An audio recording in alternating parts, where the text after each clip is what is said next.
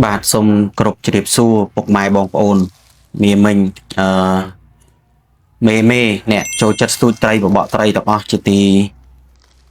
ស្រឡាញ់រាប់អានថ្ងៃនេះគឺអីវ៉ាន់យើងបានចូលស្តុកមកវិញហើយ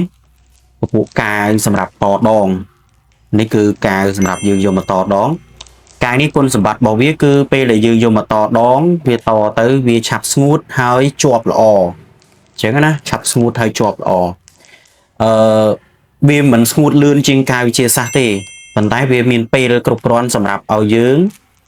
តដងញុកស្នូលអីត្រឹមត្រូវហើយចាំយើងយកបាទ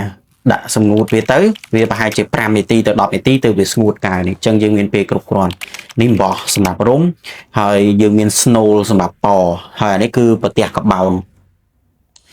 នសម្រាប់ពេលយើងយកស្នូលដាក់កាវដាក់អីហើយយើងរុំអានេះពីលើហើយបានយើងរុំបោះពីលើមួយជាន់ទៀតហើយបានយើងបៀកកាវបវលហ្នឹងគឺប្រភេទកាវសម្រាប់រុំកវលដងនឹងឯងអញ្ចឹងសម្ភារៈរបស់យើងតែពិតវាមានឧបករណ៍ផ្សេងទៀតសម្រាប់ជំនួយការងាររបស់យើងអញ្ចឹងណាអញ្ចឹងអាហ្នឹងខ្ញុំបង្ហាញតាមប៉ុណ្ណឹងហើយខាងក្រោយខ្នងខ្ញុំនេះគឺសុទ្ធតែជាដងដែលអតិថិជនគាត់ផ្ញើមកធ្វើហើយមួយរយៈនេះគឺរៀងយឺតយ៉ាវការងារតិចហើយដោយសារយើងតឹងរងចាំកាវនេះឯងអស់កាវនេះអញ្ចឹងណាដោយសារអីវ៉ាន់វាអត់ទៀងពេលខ្លះអីវ៉ាន់អត់មានអីវ៉ាន់ធ្វើទេសារពេលខ្លះភ្ញៀវផ្ញើមក4 10ដើម20ដើមអីភ្លាមអញ្ចឹងទៅអញ្ចឹងពេលដែលយើងធ្វើហ្នឹងគឺវាចាប់ដើមយើងធ្វើទៅយើងកំងអីវ៉ាន់មកអត់ទាន់ទេហើយបងប្អូនខ្លះអីវ៉ាន់ខ្លះគាត់ចង់មួយខែបងប្អូន20ថ្ងៃអីជាងហើយដោយសារអីពេលដែលគាត់ផ្ញើមកវគ្គមុនហ្នឹងគឺយើងចាប់ដើមធ្វើហើយតែដល់ពេលតែធ្វើទៅវាអស់កាវរបស់គាត់ហ្នឹងវានៅសល់តាំងពីអាការងារចាស់របស់យើងមកអញ្ចឹងឥឡូវទៅបានកាវមកហើយយើងចាប់ដើមការងារហ្នឹងសាដើមម្ដងទៀតអញ្ចឹងណាបាទអញ្ចឹងបងប្អូនដែលផ្ញើអីវ៉ាន់មកហើយចាំតាក់ទងមកផងព្រោះអីមានអីវ៉ាន់ខ្លះខ្ញុំคลิกទៅហើយមិនដឹងទេម្ចាស់ឈ្មោះអីទេដោយសារអីវ៉ាន់គឺបងប្អូន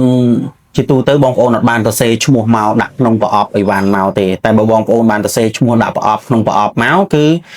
ស្រួលទេអាហ្នឹងអញ្ចឹងខ្ញុំនឹងរៀបចំហើយផ្ញើទៅវិញតាមឈ្មោះតាមលេខទូរស័ព្ទហ្នឹងទៅដោយសារនេះអីវ៉ាន់ខ្លះពេលដែលផ្ញើមកក្រុមហ៊ុនដឹកជញ្ជូនហ្នឹងគឺបាទនេះក្រុមហ៊ុនដឹកជញ្ជូនពេលដែលគាត់ទៅសេមកវាមានតែលេខទូរស័ព្ទខ្ញុំទេមានលេខទូរស័ព្ទខ្ញុំចេះទេក្រុមលេខទូរស័ព្ទអ្នកផ្ញើមកហ្នឹងវាអត់ឃើញអញ្ចឹងពេលខ្ញុំចង់ return អីវ៉ាន់ទៅវិញអត់ដឹង return តាមណាទេបងប្អូននេះវាមានតែលេខរបស់ខ្ញុំហ្នឹងគឺលេខអ្នកទទួលអញ្ចឹងពេលខ្ញុំផ្ញើទៅវិញអត់ដឹងផ្ញើតាមណាទេហើយក៏មិនដឹងទៅឆែកឈ្មោះ Facebook របស់បងប្អូនហ្នឹងឈ្មោះមួយណាទេវាភ្លេចបាត់ទៅអីវ៉ាន់រឿងយូរអញ្ចឹងវាភ្លេចបាត់ទៅអញ្ចឹងមានបងប្អូនខ្លះគាត់តាក់ទងមកខ្ញុំទៅខ្ញុំក៏កត់ឈ្មោះគាត់ដាក់លើកំពង់លើអីអញ្ចឹងទៅដើម្បីដឹងថាអូម្ចាស់ឈ្មោះអីអញ្ចឹងពេលបងប្អូនផ្ញើអីវ៉ាន់មកខ្ញុំជួសជុលបងប្អូនធ្វើចេះផងបងប្អូនកត់ឈ្មោះហើយនឹងលេខទូរស័ព្ទរបស់ខ្លួនឯងហ្នឹងដាក់ក្នុងអាប្រអប់ហ្នឹងមកឬក៏ដាក់ក្នុងស្រោមដងស្រោមអីដែលញាត់មកជាមួយគ្នាហ្នឹងដាក់មកជាមួយគ្នាមកផងព្រោះអីក្រុមហ៊ុនគាត់ដាក់មកតែអញ្ចេះទេហើយពេលអីវ៉ាន់ខ្លះវាយូរថ្ងៃអញ្ចឹងទៅscan រោអីវ៉ាន់នឹងវិញរកអត់ឃើញទេគេលុបចោលពី system គេបាត់ហើយវាអញ្ចឹងអូខេអញ្ចឹងបងប្អូនដែល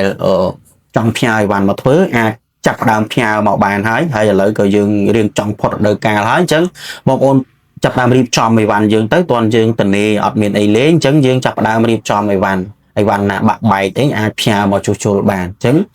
មុននឹងផ្ញើបងប្អូនអាចទំនាក់ទំនងមកខ្ញុំតាមរយៈ page ហើយយើងនឹង check មើលថាតើអីវ៉ាន់ហ្នឹងអាចជួសជុលបានទេហើយជួសជុលអស់តម្លៃប្រមាណជាទូទៅ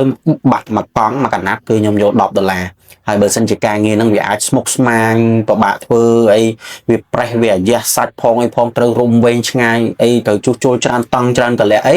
អាហ្នឹងតម្លៃវាឡើងចុះតាមនឹងទៀតអញ្ចឹងអរគុណច្រើនអញ្ចឹងបងប្អូនដែរត្រូវការជួសជុលដងជួសជុលដុំបាទអាចតាក់ទងមកបានហើយខ្ញុំនឹងទទួលអីវ៉ាន់ហើយចាប់ពីពេលនេះតទៅយើងចាប់ផ្ដើមមានពេលធ្វើហើយនឹងមានសម្ភារៈធ្វើឡើងវិញហើយអរគុណបាយបាយជម្រាបលាបាទ